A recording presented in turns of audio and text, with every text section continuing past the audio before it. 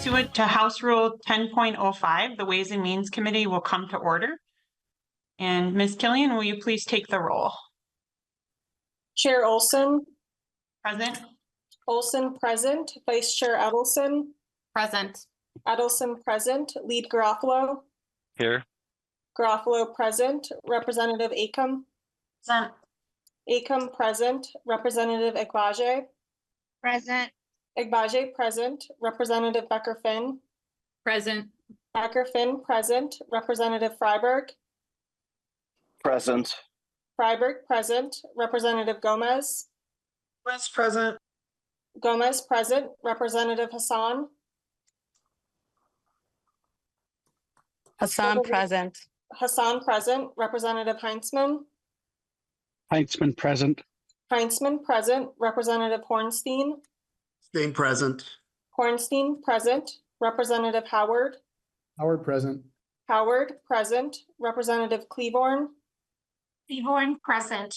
Cleaborn present. Representative Creshaw is excused. Representative Liebling is excused. Representative Lillie. Lillie present. Lillie present. Representative Moeller. Looks like she's in the waiting room. Representative Nash. Present. Nash present. Representative Noor. No present. Noor present. Representative Novotny. Novotny present. Novotny present. Representative Pulowski. Pulowski present. Pulowski present. Representative Petersburg. Petersburg present. Petersburg present. Representative Farr. Farr present. Farr present. Representative Pinto. Present. Pinto present. Representative Rarick. Present. Rarick present. Representative Schumacher. Schumacher present. Schumacher present. Representative Scott. Here. Representative Scott present. Representative Joachim. Present. Joachim present. And Representative Moeller. Present.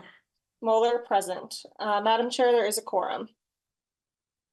Thank you. Thank you for members, and thank you for everybody for adapting to doing this virtually so we could keep people safe and they could make plans accordingly as to when to get to the Capitol from Greater Minnesota and other places. So thank you. Our plan for today is we have 2 bills to take up as well as the budget resolution. So we'll just get started on that. And if you have any tech issues, in Owen, when the committee administrator sent out the information about the meeting, he did put his information in there, and Leah Killian as well. So feel free if you have any tech issues to reach out to them during committee as well. And with that, I saw that we have Representative Lee here. I will move that House File 3631 be placed on the General Register. And Chair Lee, I think I saw you somewhere. Morning, Madam Chair and members. There you are. Hi, good morning. Would you like me, you also have 2 amendments to get the bill in the shape you'd like. Would you like to take up the A1 before you describe your bill? Or A8, excuse me? Yes, Madam Chair, please. So I move the A8 amendment to get the bill in the shape the author desires. And we also have an A9 amendment that amends the A8 amendment. So we can take that up and then we can vote on the A9 and then we'll vote on the underlying A8 if that works. So I'll over explain things because I feel like for some reason when it's virtual, it just complicates everything a hair more. Pat or Representative Garofalo. Thank you, Madam Chair.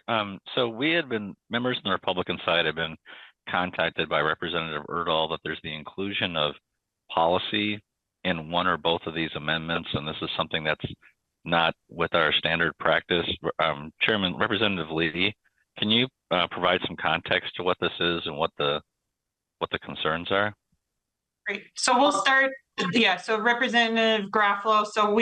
So we have the A8 in front of us, and I have moved the A9 to the A8. So Representative Lee, if you could speak to both the A8 and the A9. Representative Lee. Thank you, Madam Chair and members. So the A8 are just more modifications that we are adding on. As you can see, we have the Carlstadt Airport, Bigford, Clues, and I think, Representative Garofalo, maybe to the point that you're asking about will be, let's see here. will be Article 4, the miscellaneous. And so this is a request for the administration to push out this. And Madam Chair, I believe MMB is on and they could talk to this request pushing out the report by a month. Great. I did see we had a representative from MMB on the call. So if you would welcome to the committee and if you could introduce yourself for the record and then proceed with providing your comments to the A9 amendment as it amending the A8. Sure. Eric Anderson, here, Government Relations Director at Minnesota Management and Budget. The concept and the Article 4 here is an administration proposal, and we're looking for a little bit more time on this this report. Currently, there's the opportunity for modifications related to data included in the report up through the end of December. And so there's really only one business day to complete the report. And so we think we can do it in a more thorough manner with a little bit more time here. Representative Garofalo, any further questions about the A9 amendment to the A8? Well, I think my question is about the Duluth Armory provision. Is that the one that is being referenced? I'm sorry, I'm trying to find the amendment online, so I'm catching up a little bit here. Oh, sorry, Chair Lee. Yeah, thank you, Representative Madam Lee. Chair, and Representative Garofalo. Okay, thank you for raising the one about the Duluth Armory. So for the Duluth Armory, just so you all know, I think we have been having some conversation with the Armory, DEED, and MMB. And so what they are asking for is just for us to allow for them to be able to move forward in the process, do the design, and still get the reimbursement for the design work. And then once they're able to raise enough for the construction phase, they could have that forward. And this is not really changing any policies, anything, Representative Garofalo, just to make sure that the Duluth Armory could actually start with the design work and actually get the funding for the design. And then, once they have fully fund the construction phase, then the rest of the remaining funds from the 2023 appropriations can be used for the rest of the work there. Representative Garofalo. Thank you, Madam Chair and Representative Lee. So just to make sure we're on the same page, we're talking about the bottom of page 2 of the amendment, the top of page 3. Is that correct, Representative Lee? Representative Lee. Madam Chair, yes. So, yep. So the Duluth Armory starts at line 2.26 all the way down to line 3.29. And so what we are doing, what I just explained, was paragraph B and C. And so we separate out the appropriation, saying that $500,000 of the appropriations is to pre-design and design the renovation of the historic armory. And then any remaining money upon completion of the pre-design design will be used for paragraph C, which is to do construction, furnish, and equipment of the historic armory. This is just to help them be able to get the project going forward with the language as is before. They will have to need the full funding for all of the work that they're doing before MMB and DEED will release the funds to the armory project. Representative Garofalo. Thank you, Madam Chair. Okay, Representative Lee, I now understand why Representative Erdahl was concerned about this provision, and he can speak with you offline about it. Hopefully this is not the first time you've heard about these concerns, but obviously this is, it's different than previous bills. We can talk about it offline, so thank you. Thank you, Representative Garofalo. Thank you, Representative Lee. So we have the A9 in front of us, which is amending the A8. So we'll take the vote on or first, is there any further discussion on the A9 amendment? Okay, seeing none, I'll have Ms. Killian take the roll on the A9 amendment. Chair Olson. Aye. Olson, aye. Vice Chair Edelson. Aye. Edelson, aye. Lead Garofalo. Garofalo, aye. Garofalo, aye. Representative Acom. Aye. Acom, aye. Representative Agbaje. Aye. Agbaje, aye. Representative Becker-Finn. Aye. Becker-Finn, aye. Representative Freiberg. Yes. Freiberg, aye. Representative Gomez. Gomez, aye. Gomez, aye. Representative Hassan. Hassan, aye. Hassan, aye. Representative Heinzman. Heitzman, no. Heinzman, no. Representative Hornstein. Steen, aye. Ornstein, aye. Representative Howard. Howard, I. Howard, aye. Representative Cleaborn. Horn, I. Cleaborn, aye. Representative Kreshaw is excused. Representative Liebling is excused. Representative Lillie. Lillie, I. Lillie, aye. Representative Mueller. Mueller, I. Mueller, aye. Representative Nash. Nash, no. Nash, no. Representative Noor. Noor, I. Noor, aye. Representative Novotny. Novotny, no. Novotny, no. Representative Pulowski. Pulowski, I. Pulowski, aye. Representative Petersburg. Spirit, no. Petersburg, no. Representative Farr. Barr, no. Farr, no. Representative Pinto. Aye. Pinto, aye. Representative Rarick. Rarick, no. Rarick, no. Representative Schumacher. Schumacher, no. Schumacher, no. Representative Scott. Oh. Scott, no. Representative Joachim. Joachim, I. Joachim, aye. Madam Chair, there are 18 ayes, 8 noes, and 2 excused. There being 18 ayes, 8 noes, and 2 excused, the motion prevails in the A9 to the A8 has been adopted. Representative Garofalo. Thank you, Madam Chair. I believe we're on to now the A8 amendment as amended. That's correct. So to the A8 amendment as amended, Representative Garofalo. Thank you. Members, I would urge a no vote on this provision. This is the provision that includes the spending for the Duluth Armory. Not that it's controversial or not, but it does break with practice of how we address these bills. So I'll be voting no on this amendment. Thank you. Any further discussion to the A8 amendment as amended by the A9? Seeing none, Ms. Killian, will you take the roll on the adoption of the A8 amendment as amended? Chair Olson. Aye. Olson, aye. Vice Chair Edelson. Aye. Edelson, aye. Lead Garofalo. Garofalo, no. Garofalo, no. Representative Acom. Aye. Acom, aye. Representative Agbaje. Aye. Agbaje, aye. Representative Becker-Finn. Aye. Becker-Finn, aye. Representative Freiberg. Yes. Freiberg, aye. Representative Gomez. Aye. Gomez, aye. Representative Hassan. Hassan, aye. Hassan, aye. Representative Heinzman. Heinzman, no. Heinzman, no. Representative Hornstein. Ornstein, aye. Hornstein, aye. Representative Howard. Howard, I. Howard, aye. Representative Cleaborn. Horn, aye.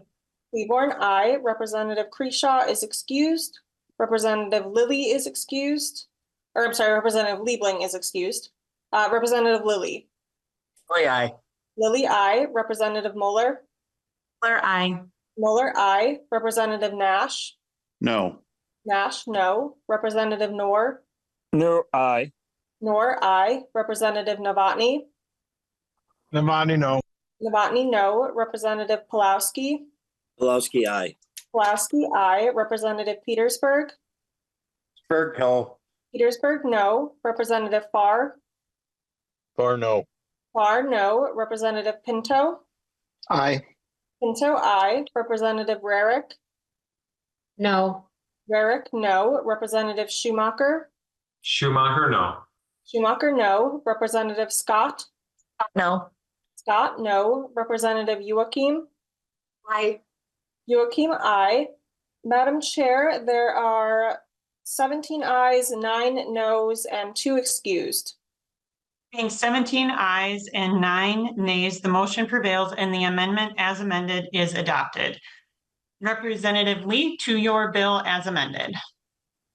Thank you, Madam Chair and members. So this bill as amended is just the modifications to previous authorized projects in the 2023 bill for the 2023 bills. And then, so what this bill does is really just look at the use scope, owner, and the location and clarify those so that the projects can actually enter into the grant agreements with the granting agencies.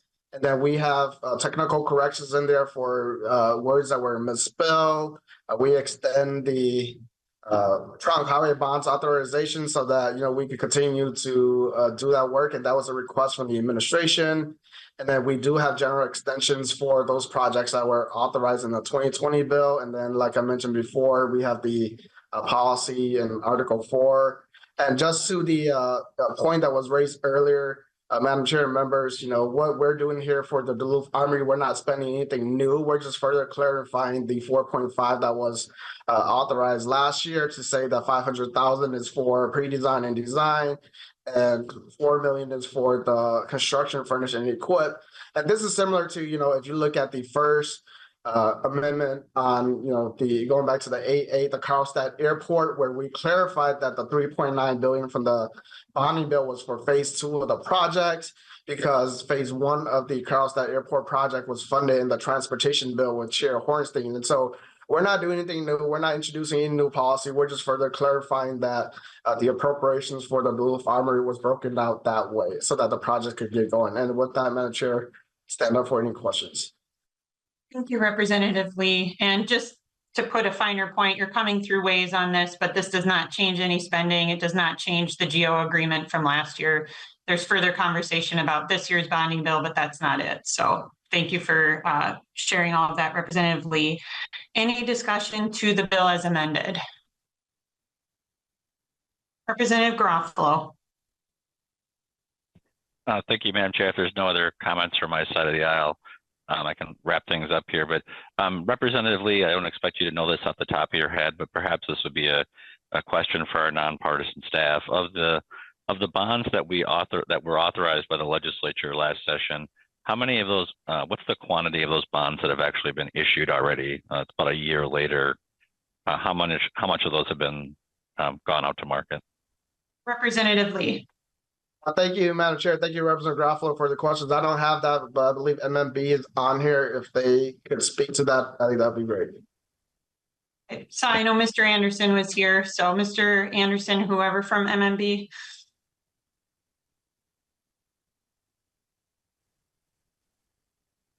Hi, Madam Chair. Oh, we have, I see. Yes, welcome to the committee. Please introduce yourself for the record and proceed. Great. Thank you, Madam Chair. For the record, I'm Jen Hassemer. I'm Assistant Commissioner for Debt Management at MMB. I understand the question was how much of the 2023 bonding bill has been sold at market so far. And looking at my handy table here on the side very quickly, looking just at the bonding bill, the various purpose, the general fund supported bonding bill, we sold about $72 million worth of bonds from that bill last year. When MNB sells bonds for any bonding bill, it's based on anticipated cash flow needs. And at the time last summer, many agencies and local units of government were still working through their first year of anticipated cash flow needs. If spending is above that $72 million amount in the first year, then MNB will provide funds for projects so that nothing gets slowed down. Funds will be available for all projects authorized in the 2023 bonding bill, and we will catch up with additional bond sales in the future. Lead Garofalo. Thank you. And thank you, Ms. Hassemer. Would a more appropriate question for me to be then, rather than the bonds issued from 2023, is what is the amount of funds that have been transferred to bond those who have been authorized in bonding? Would that be a more appropriate question, since the amount of bonds issued doesn't seem to be an accurate reflection, at least in the short term, of what's been spent? Ms. Hassemer. Madam Chair, Representative Garofalo, are you interested in the amount of spending that has occurred to date? I'm not sure if I quite follow the question yet. Lead Garofalo.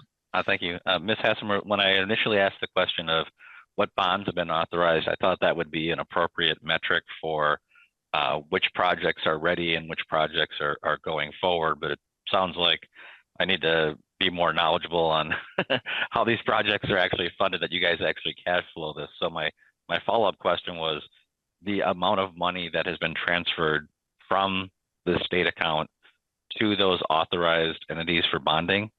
Like that amount of money, it sounds like what you may do is bond in the future and then replenish those funds because they're already authorized by the legislature. If I could just have a rough idea of basically how much money from the bonding bill last year, whether it's in cash or bonding, has gone out, has actually been spent already.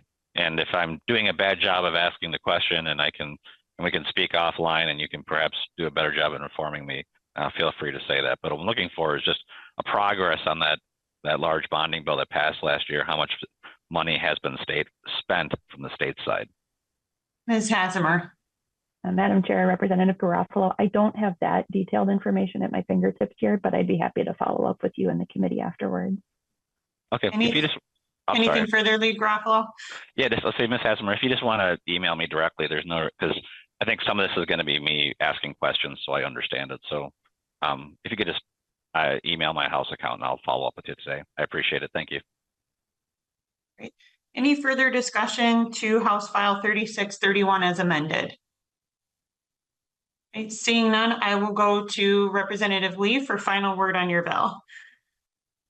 Thank you, Madam Chair and members, for this discussion. Look forward to hopefully seeing this soon on the floor so that we could get it going so that all these projects could actually get into their contracts and you can see the progress that, I think Representative Garofalo is asking for. Thank you, Madam Chair.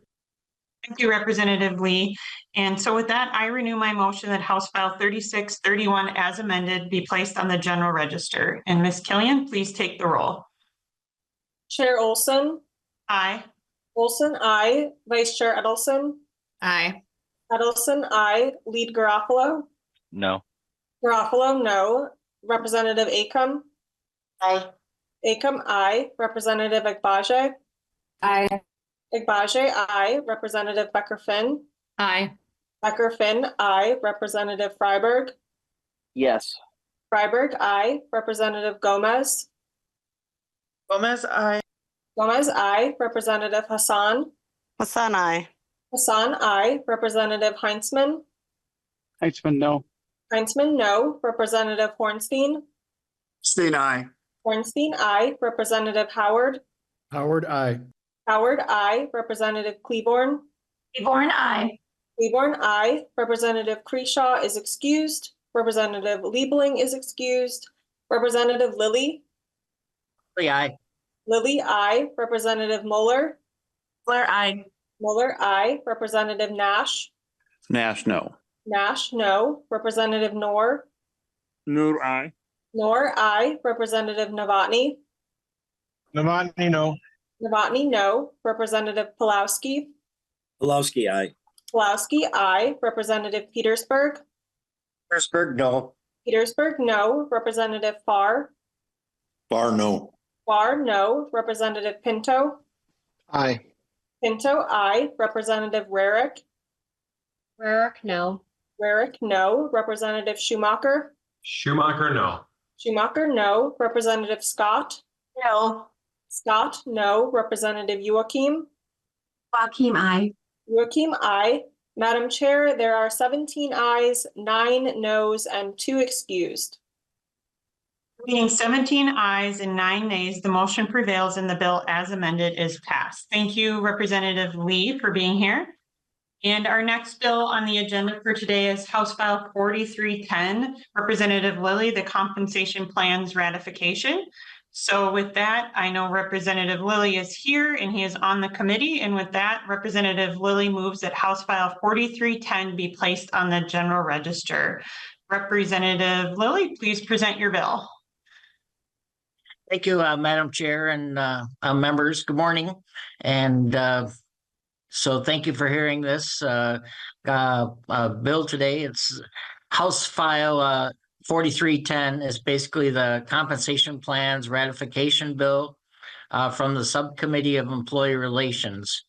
So this covers multiple plans that are negotiated with MMB.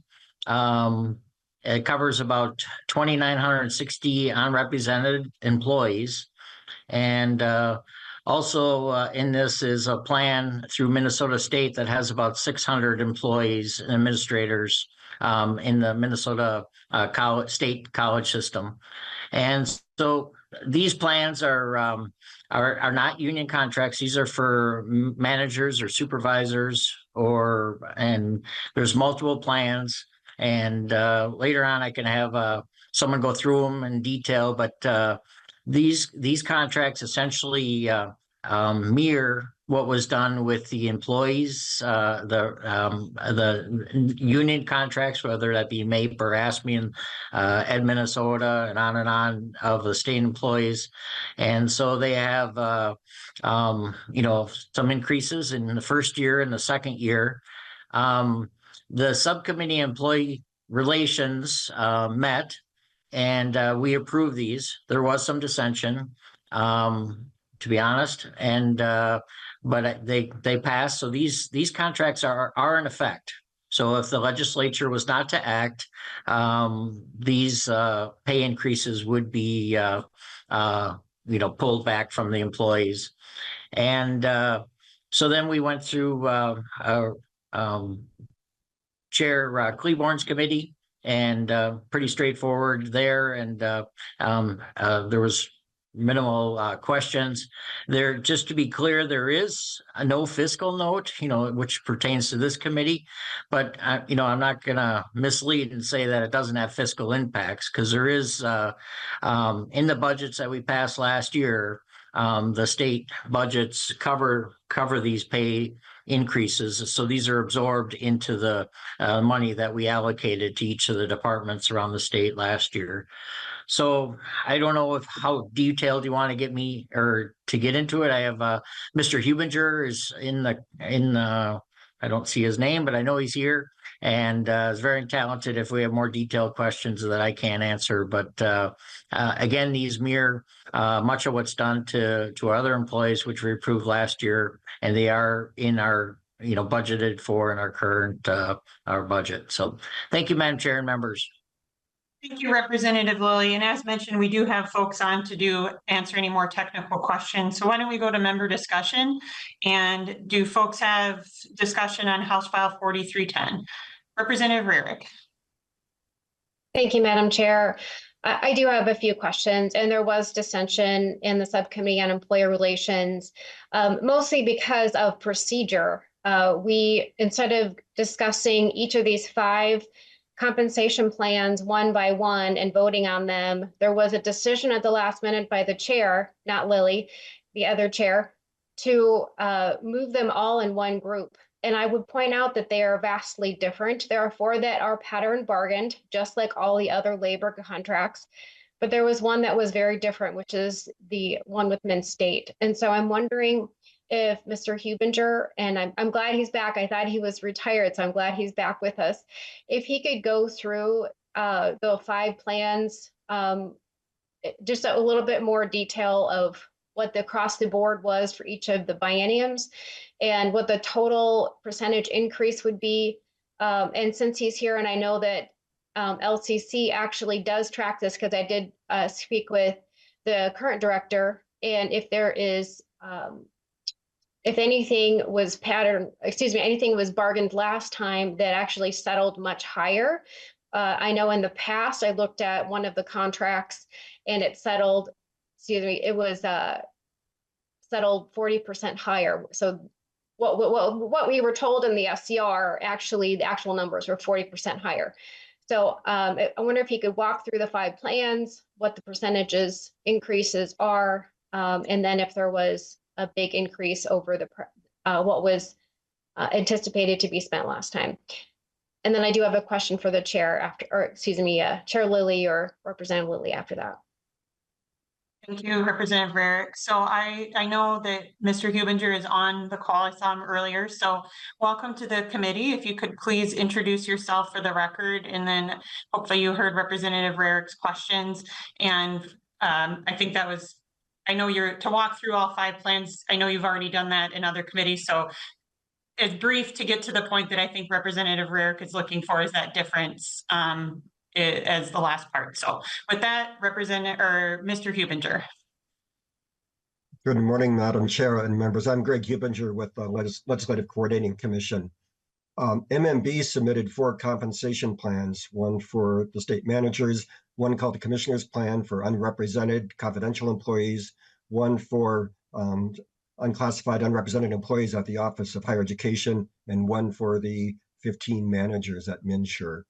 Those 4 plans are pretty comparable to each other. They each had provided for 5.5% across the board increases on July 1st, 2023, and a 4.5% increase effective July 1, 2024. Each of those plans also provided for performance-based increases that are provided on an annual basis for employees that have satisfactory or better performance in their performance reviews. Those plans add up. I think it's collectively have an impact of about $69.7 million in the current biennium and a $91 million impact on the next. I believe that collective impact of these four plans is about 7.7% increase this biennium and 10% on the 26-27 biennium. Minnesota State submitted a plan for their administrators. And as Representative Rarick pointed out, they have a somewhat different increase scenario. That plan provides for 2.5% merit increases in each of the 2 years, and then a merit pool of another 2.5% for those employees those managers who are eligible. That plan has an impact of about 6.8% on this biennium at a cost of about $14.9 million, and an increase projected for the next biennium of about $20.3 million, which is a 9.3% increase. I think Representative Rarick raised a second question about the projected costs versus the actual. There's an exercise, MMB projects the cost for both the current biennium and the next. There's an exercise about trying to figure out how accurate that projection of the next biennium actually is when the next round of contracts has been negotiated. We haven't done that exercise yet of comparing the projections from last year or from the last biennium to this biennium. I think our experience has been that while some projections are not very close, others on average, they're relatively in the right ballpark. Representative Rarick. Thank you, Madam Chair. And I'm wondering if either Mr. Hubinger or if Representative Lillie would explain why we're only seeing these compensation plans for the unrepresented employees as opposed to all the state employee contracts like we used to. And if they could explain that change, because that's a pretty drastic change. And we also spoke quite a bit about that at the SCR and how that change takes away our voice at the legislature. And I'm wondering if they could explain the difference. Either one. Representative Lillie, would you like to speak to that first? Thank you, Chair Olson and Representative Rarick. And yes, I'm very familiar with this issue. And for folks for members that aren't familiar with it, so last biennium, we took some of the oversight or some of the bills that went through the subcommittee employee relations, and that was in I believe the state government bill, and it passed on the floor with. I was actually surprised. I was kind of ready to get up. I kind of expected you to get up and bring this up as an issue, and really it was wasn't even discussed, and I was a little disappointed because it was noteworthy. So the subcommittee of employee relations historically is the contracts are negotiated with MMB essentially, and then they come through the subcommittee when we're not in session, and then we'll ratify them. And so what we did is the contracts essentially miss that step and then come to the legislature and are approved or not in the budget bills. So it is a change. It did not. I was just a little surprised that we didn't have discussion on the House floor. And I actually support the change because quite honestly, a lot of the the bills really are and should be, in my opinion, having served on state gov finance and some of these other committees, I think the budget bills should be approved, and how you budget for and treat employees should be worked through the kind of traditional budget process. So that is a big change. And so in this case, these are kind of there's a few contracts like the ones that we're doing today that were not in these plans that weren't covered. And that's what we're seeing today. And these were approved through the committee. And I think most of the discussion that happened in the subcommittee of employee relations were mostly because of these other, quite honestly, the other ones that weren't being discussed. Not so much this package, because I think these pretty much mirror what we did with the other contracts. So I don't think they're really necessarily controversial in the sense that, this in and of their own merit. I think it's the fact that there was a big legislative change. And anyways, that's a long answer, but I think it's really a good question. Representative Rarick. Thank you, Madam Chair. So I would point out that all the state employee contracts, it's pattern bargained.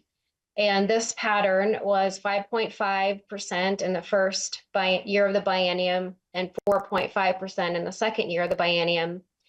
And there's other additional things too, steps that also happen depending on how many are eligible for them.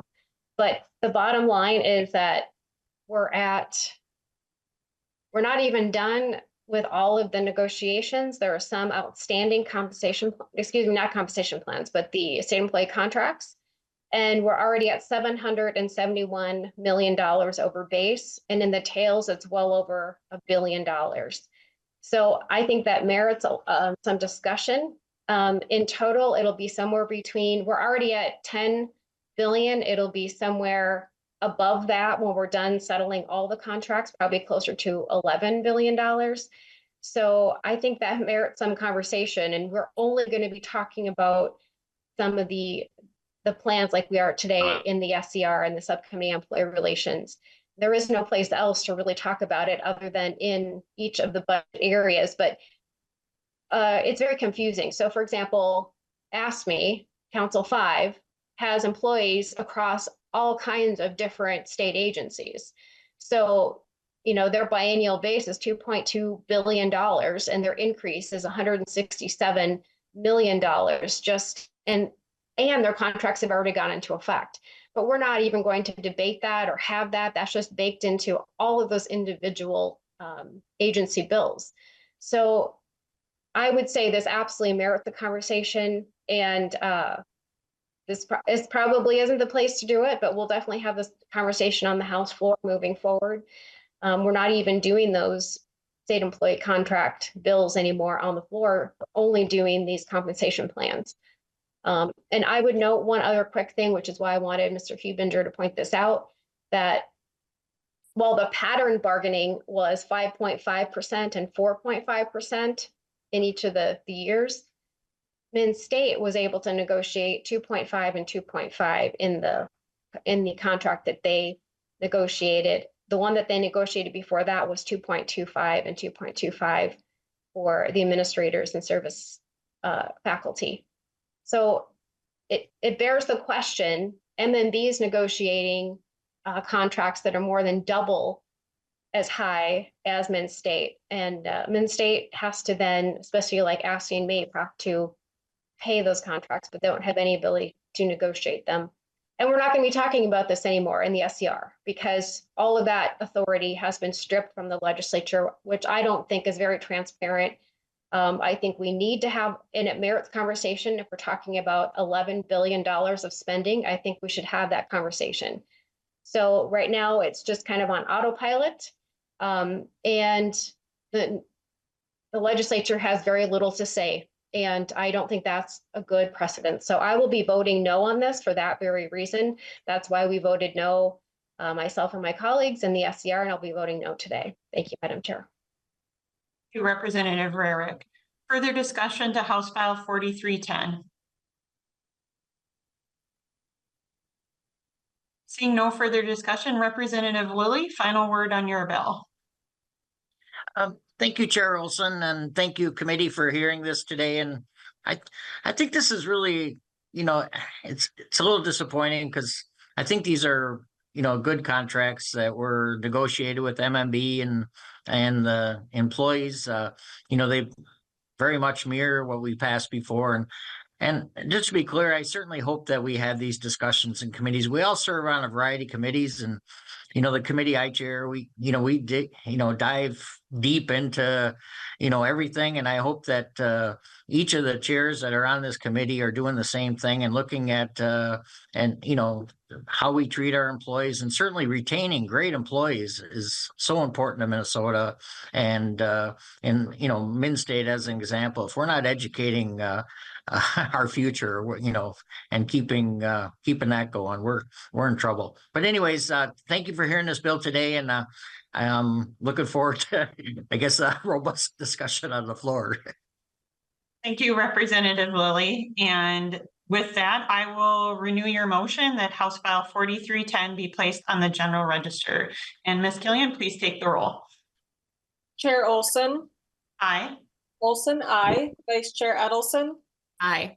Edelson, aye. Lead Garofalo, No. Garofalo, no. Representative Acom, Aye. Representative Acom, Aye. Acom, aye. Representative Agbaje, Yes. Agbaje, aye. Representative Becker Finn, Aye. Becker Finn, aye. Representative Freiberg, Yes. Freiberg, aye. Representative Gomez, Gomez, aye. Gomez, aye. Representative Hassan, Hassan, aye. Hassan, aye. Representative Heinzman, Heinzman, no. Heinzman, no. Representative Hornstein, Stain, aye. Hornstein, aye. Representative Howard, Howard, I. Howard, aye. Representative Cleaborn, Seaborn, aye. Cleaborn, aye. Representative Creashaw is excused. Representative Liebling is excused. Representative Lillie, Aye. Lillie, aye. Representative Mueller, Mueller, aye. Mueller, aye. Representative Nash, Nash, no. Nash, no. Representative Noor, Noor, I. Noor, aye. Representative Novotny, Navani, aye.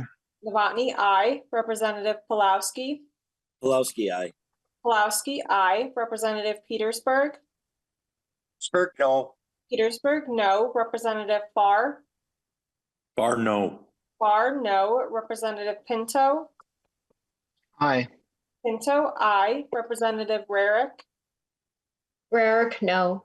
Rarick, no. Representative Schumacher, Schumacher, no. Schumacher, no. Representative Scott, No. Scott, no. Representative Joachim, Joachim, aye. Joachim, aye. Madam Chair, there are 18 ayes, 8 noes, and 2 excused.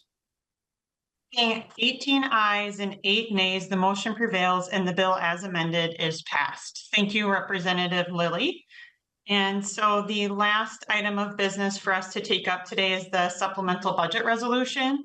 So this reflects the joint targets that were negotiated with the House and Senate and Governor that were released on Friday. So the budget resolution is just what we do to put into a resolution form what the joint target agreement was.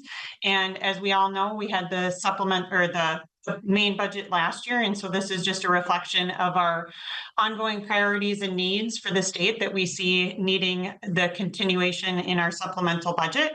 And with that, what I will do is I will move the 2024 supplemental budget resolution, which is coded Bud Res 04 before the committee.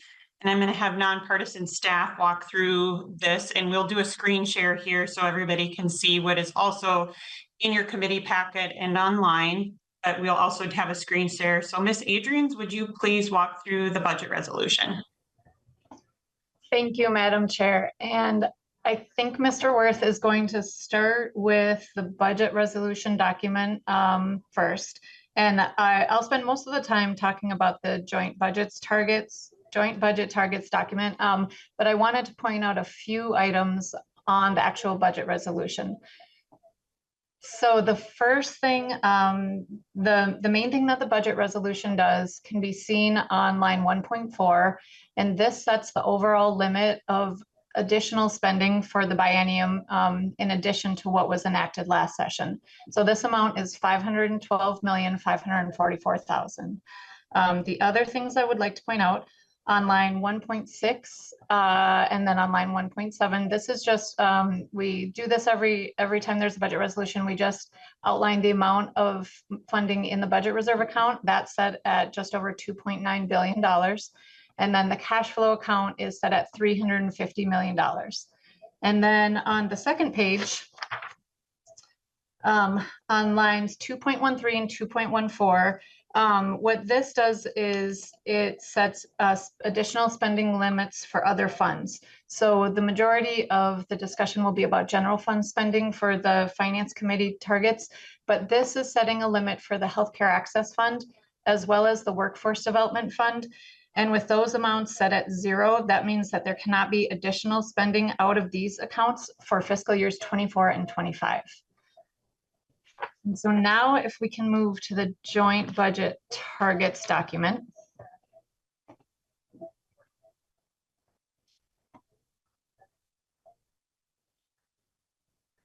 What I will outline are all the amounts that are set for the different finance committees. And even though in the budget resolution, it only shows the limit set for 24 and 25, this document highlights the targets that were set for the tails as well, fiscal years 26 and 27. So just a reminder that we put these numbers there in thousands.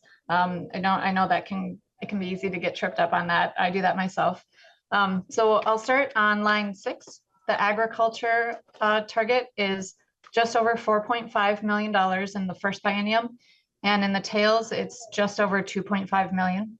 For capital investment, there is an amount of $40 million for fiscal years 24 and 25. The Children and Families Committee, there's a target just over $34 million in the first biennium, and then $24.78 million in the second biennium. Climate and Energy on line 9 has a target of $1 million in the first biennium and 0 in the second. Commerce has a negative target of just under $5.5 million in fiscal years 24 and 25. And then in the tails, $1.738 million.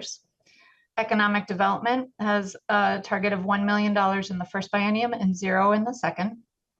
The Education Committee has a target of $43 million in the first biennium and just over $18 million in the second. Elections has $500,000 in the first biennium and $200,000 in the tails. Environment and Natural Resources has a target of $17 million in fiscal year 24 and 25 and 0 in the tails. The Health Finance Committee has $4.5 million in the first biennium and $5 million in the second. Higher Education has a target of $500,000 and 0 in the tails. The Housing Committee has $10 million in the first biennium and $1 million in the tails. Human Services has $42.13 million in the first biennium and just under $15 million in the tails. And I should have mentioned that these numbers are all in the budget resolution as well. I just like to provide this document to make it a little bit easier to see everything on a one piece of paper. Okay, so on line 19, the Judiciary Committee has a target of $36 million in the first biennium and $3 million in the tails. Labor and Industry has $1 million in the first biennium and $0 in the tails. The Legacy Committee does not use general fund, so their general fund target is 0 in both biennium. Public Safety has $17.9 million in the first biennium and $14.22 million in the second. The State Government Committee has $2.5 million in the first biennium and 0 in the second. For tax aids and credits, there's a target of $53 million set in the first biennium and $5.23 million set in the tails. The Transportation Committee has $2 million in general fund in the first biennium and 0 in the tails. Veterans and Military Affairs has 0 target in both biennium. Workforce Development has a 0 target in the first biennium and then a negative target of $4 million in the tails. And then listed as other items starting on line 31, this is money that is designated for things that would be outside of committee jurisdictions. So the first item is money set aside for a potential claims bill, and that amount is $200,000 one time in fiscal year 24 and 25. There's a line item for educator pensions. This amount doubles the governor's recommendation for one-time pension contribution holiday. The governor's recommendation was 0.25%, and this doubles it to 0.5%. On line 33, this is $16 million that's set aside to address issues with emergency medical services. On line 34, the House already passed House File 3769 for net operating loss, and so this sets aside $14.8 million to cover the cost of that bill. On line 35, the School Safety Center bill was already enacted, so it's now Chapter 78 in Laws 2024, and these are the amounts to cover the funding that was included in that bill. It's $640,000 in the first biennium and $980,000 in the tails. The Tyler settlement, this is it's a settlement that is being worked out between the counties and the state. And if it is to be enacted, the state would cover $109 million in the first biennium. And included in the terms of the settlement is that the state would cover ultimately 80% of the cost, and the counties would reimburse the state for around 20% of the cost. So the negative number in the tails reflects the revenue that the state would receive from the counties. And that this is an estimate that MMB provided us. So this is probably in flux, but it's about $26.7 million in the tails. And then we have an inflation estimate to cover the additional spending, and that is just over 1.8 million in the second biennium in 26 and 27. So with all of these changes, the total spending would amount to $477.5 million in the first biennium, and then just under $63 million in the second.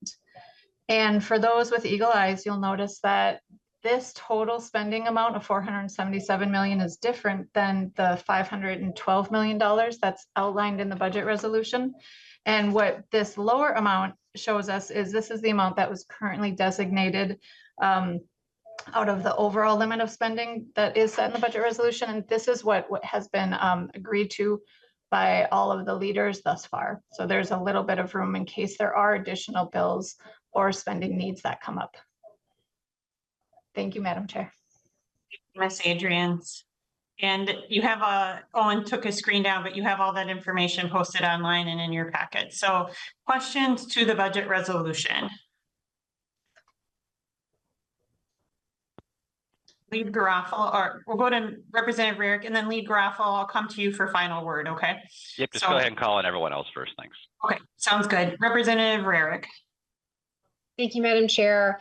So I have a concern. We had in the higher ed meeting quite a surprise. We did a foster grants program where foster kids united here in Minnesota can go to school. Their tuition fees are paid, room and board is paid, and a few other things. And they had such an impact on, it had such an impact on foster kids that they doubled from the first number, or the first year to the second year, they doubled the numbers. And they're $5 million short. So we are going to be not providing the promise that we gave to them, because this is a really small target. This is $500,000. We need $5 million. I want to bring that up, and I don't know if Chair Pulowski has anything to say, or if he's going to do some other things to try to make these foster kids whole. But we heard quite a bit of testimony that now kids that had been made this promise could be homeless and other things as well. So I'm really hoping, I was hoping to see this budget resolution that would just take care of that, but I see that it has not. So I see Chair Pulowski has raised his hand, so I'll let him speak to that. I will call on him. I will just note too, so we've given the targets out. Obviously, the chairs know what their spending is, and I'm going to let Representative Pulowski talk about it. I will say just writ large that all of you on all of your committees with your chairs, you will be able to dive more deeply into, obviously our chairs just got this on Friday. So I'm not just speaking to higher ed, but all of the budgets. I think there's a lot to be discussed of to what will or won't be in those areas, and that will be within the prerogative of the chairs in this committees too. So just kind of saying that in general as the discussions have just begun. But to that, Representative Pulowski. Yeah, thank you, Madam Chair. Representative Rarick, as you know, we have another interesting change in higher ed. We have increases in enrollment, and I think partially due to what we passed last session with both the North Star Promise and freezing tuition. Those increases in enrollment have stressed any type of grant that we're giving out, including the foster care grant. We've been in negotiation with the Senate since we've seen these declines as that result, and hopefully we will have a budget bill that will resolve it. However, the only bill we've dealt with so far in higher ed is a policy bill.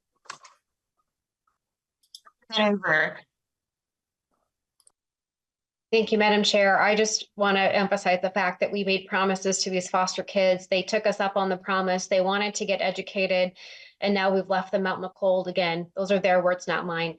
So I really hope that there's some resolution coming forward, because we've got an awful lot of interest and it could be life-changing for these kids. So I just want to advocate for that. Thank you, Madam Chair. Madam Chair. Yep, Representative Pulaski. Madam Chair, Representative Hicks in particular has been haunting my office for the past few weeks with a refrain that she needs $6 million. So long before Representative Rarick made these comments in committee or in this committee, Representative Hicks in particular should be given credit to raising the issue to a critical task. And it is one of the high priorities of higher ed.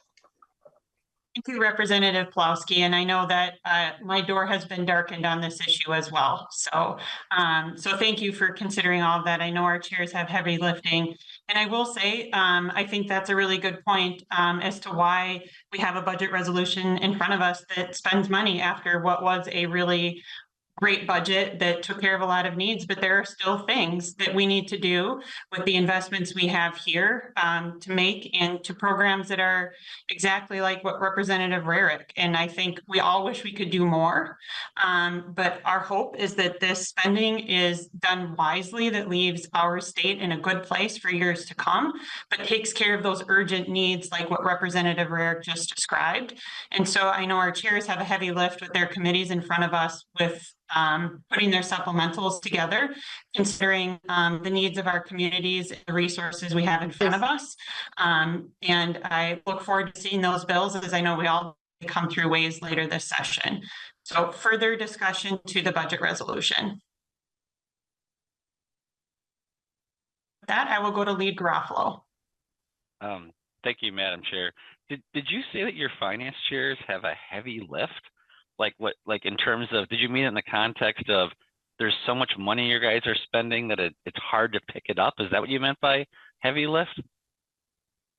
Representative Garofalo, I meant sometimes there are just unmet needs, you know, as a state with our targeted spending and with the amount we have that I think Representative Rarick highlighted. There are things we can do even after setting a really great state budget last year that our chairs are still going to have to make challenging decisions. Okay, well, Madam Chair, obviously, I think last year was a massive increase in state spending. And just reviewing these numbers, I do have a couple of questions for the budget resolution. And I don't know if you want to take these questions or if you want to defer to Ms. Adrians, I'll leave that at your discretion. But you had mentioned the 512 figure for fiscal year 24-25 and additional general fund impact. Is there any restrictions on that being revenue increases or tax increases that are going to help meet that 512 number? Representative Garofalo, I would say I would just point to line 24 of the spreadsheet that Ms. Adrian shared, that we do have funding within, we do have a budget target for our tax chairs. And I think, you know, a lot of the work will remain in their hands. There are some things that I think we will be focusing on that need to be done within the tax space. And we have a budget target for them below. So, Madam Chair, so excluding the tax committee, the other committees, something that has been done in the past is they will raise non-tax revenue to achieve their budget target. So, for example, you have a committee that has $17 million general fund target. Well, what they'll do is they'll spend $40 million and then just raise $23 million in fees to hit the $17 million target. So, am I to understand that new fee increases are still there on the table for this budget resolution? Representative Garofalo, I'm not saying either way. What I'm saying is what we lock in the budget resolution is the general fund spending. Representative Garofalo. Thank you. And then specifically with the tax committee, and I believe Chair Gomez is on, it's the same situation where the tax committee target revenue, tax increase revenue shows up as a negative number. So we see a number here of 53 million, but that would not preclude the tax chair from going out and raising a whole bunch of taxes again, like last year. Is there, does the tax chair want to respond to that, or do you have any thoughts on whether we're going to be seeing whether tax increases are embedded in that number? Representative Garofalo, I think what I'll do is just answer, as I mentioned, the budget targets were set on Friday. The chairs were notified of those. What we are doing here is not making all of those decisions. We're just putting within the budget resolution the framework for the joint target agreement. And now the committees will work their processes. And so I know you could probably grill each chair or each spending area to want to know more details, but I think that is for the process to work in the days ahead.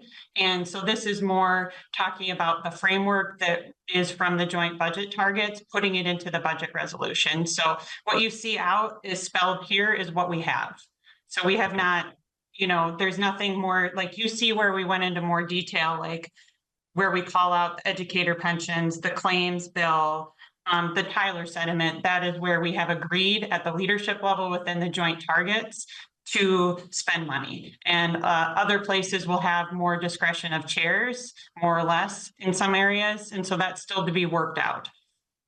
All right. Well, thank you, Madam Chair. And again, that is concerning on multiple levels, given the what is the largest increase in government spending across the nation last year.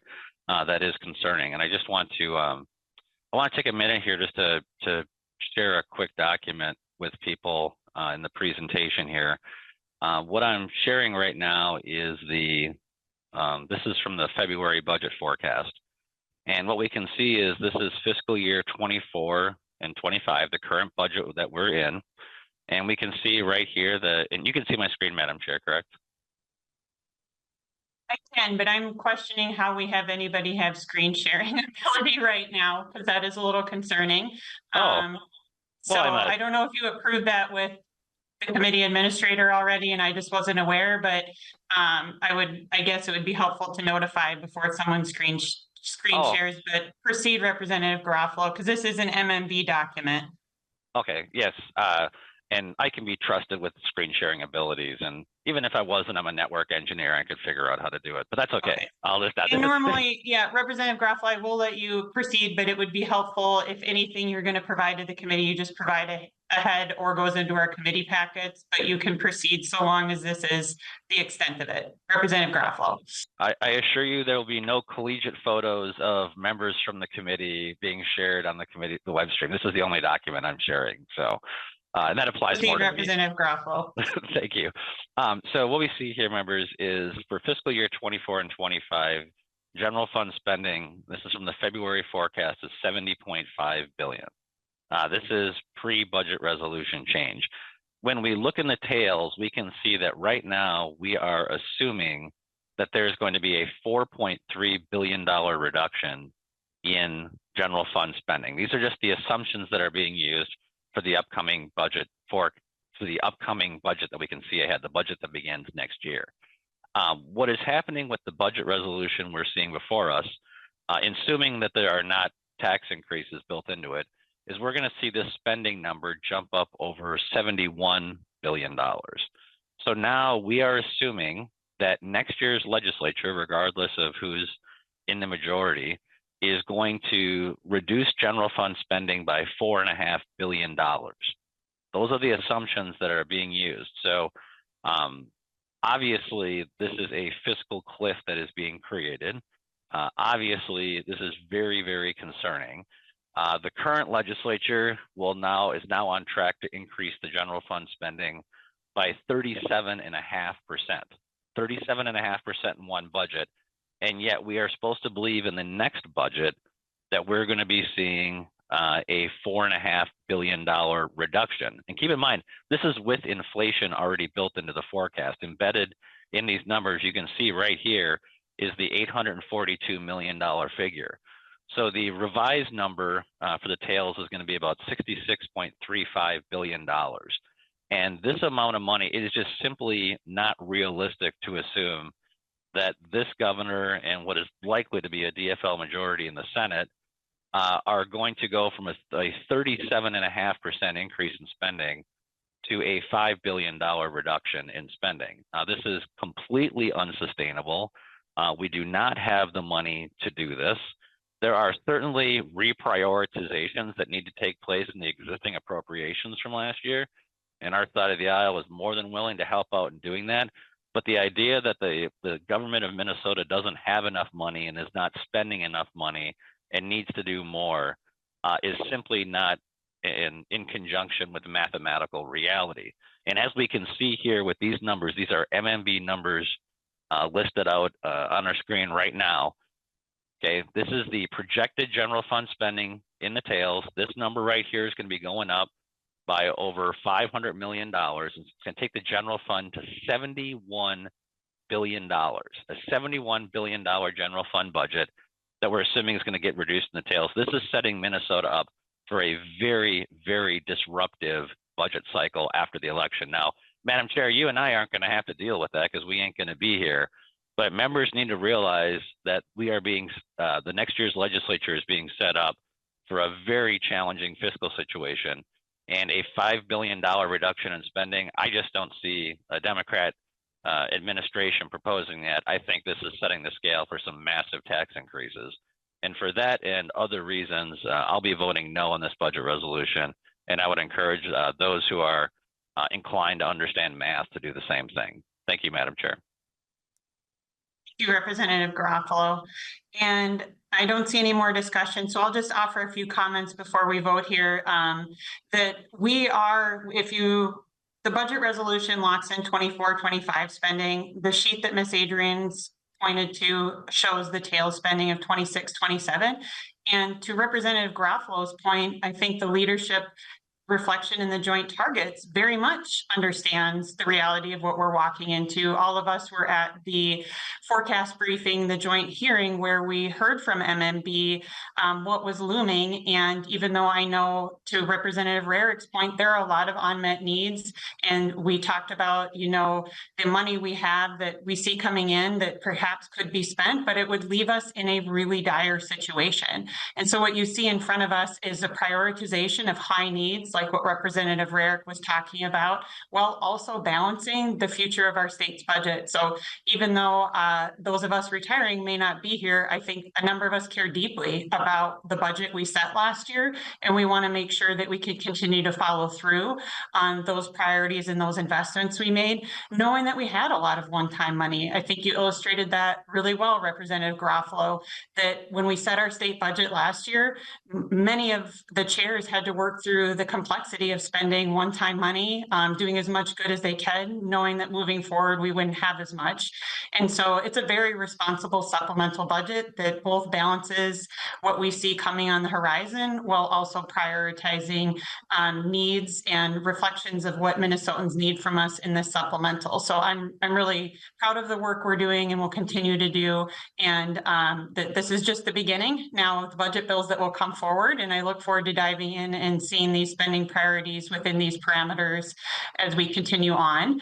And so with that, I think I will just move the adoption of budget resolution coded BUD Res 04, and I will have Ms. Killian take the roll. Chair Olson. Aye. Olson, aye. Vice Chair Edelson. Aye. Edelson, aye. Lead Garofalo. Garofalo, no. Garofalo, no. Representative Acom. Acom, aye. Acom, aye. Representative Agbaje. Agbaje, aye. Agbaje, aye. Representative Becker Finn. Aye. Becker Finn, aye. Representative Freiberg. Freiberg, aye. Representative Gomez. Gomez, aye. Gomez, aye. Representative Hassan.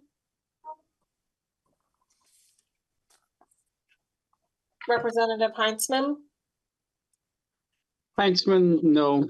Heinzman, no. Representative Hornstein. Steen, aye. Hornstein, aye. Representative Howard. Howard, aye. Howard, aye. Representative Cleaborn. Cleaborn, aye. Claiborne, aye. Representative Kreshaw is excused. Representative Liebling is excused.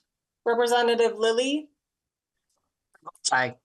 Lillie, aye. Representative Mueller. Mueller, aye. Mueller, aye. Representative Nash. No. Nash, no. Representative Noor. No, I. Noor, aye. Representative Novotny. Novotny, no. Novotny, no. Representative Pulowski. Pulowski, aye. Pulowski, aye. Representative Petersburg. Petersburg, no. Petersburg, no. Representative Farr. Bar, no. Farr, no. Representative Pinto. Aye. Pinto, aye. Representative Rarick. Rarick, no. Rarick, no. Representative Schumacher. Schumacher, no. Schumacher, no. Representative Scott. No. Scott, no. Representative Joachim. Yes. Joachim, aye. And Representative Hassan. Hassan, aye. Madam Chair, there are 17 ayes, 9 noes, and 2 excused. There being 17 ayes and 9 nays, the motion prevails and the budget resolution has been adopted. And with that, thank you to members, bill authors, and staff for being super flexible as we transition to remote hearing. And we have no other business before us, so we are adjourned. Thank you.